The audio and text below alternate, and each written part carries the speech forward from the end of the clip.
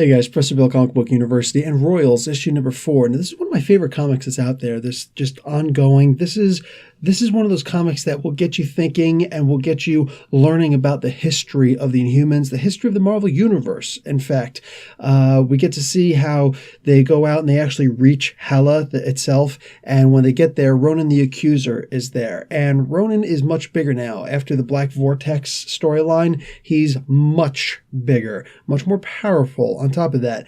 And he's actually going around Hala. That's where he's been this entire time. And I love it because, you wonder, where's this character been? And they basically explain it. They lay it out right in front of you. He's been walking around the ruins of Hala, finding all these skeletons of fellow Kree, and all of them, young or old, he figures out who they are, says their name, and says, you've been witnessed. I see you. You know what I'm saying? You will be remembered. And his sorrow is limitless. So he's actually just going around saying the names of all the poor Kree who died in this battle. It kind of hits you a little bit, After that, he sees the Inhumans land. He goes after them, tears off one of their wings. Go figure, the wings with the escape pods on them.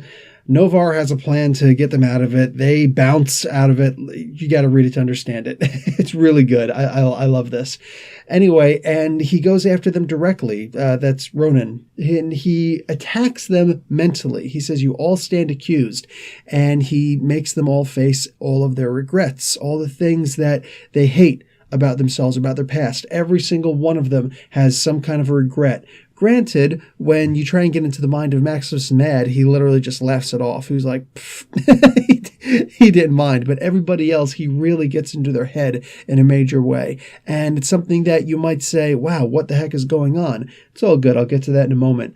But this comic was really good. It was very short, though. That's the thing. For a standard-sized comic, it felt like it was half an issue because not a lot actually happens here. This is almost like they're trying to slow down the story a little bit, but they are slowing it down by explaining where Ronan the Accuser has been. And I love Ronan the Accuser. Good guy, bad guy, whatever. They did not do him anywhere near justice in the original Guardians of the Galaxy movie, but that aside, yeah, badass, and I love this a lot. Now, I'm going to give this comic a B-. Now, you might say, but Professor Bill, this comic really wasn't that good, and you're right. It wasn't in and of itself worthy of the actual B+. This should have gotten, B-. This should have gotten perhaps a C+, all right? But it easily jumps up a letter grade. Why? Because of the next page, where they go on to explain where all of these individual storylines came from. That's right. They talk about the Black Vortex. They talk about the War of Kings. They talk about the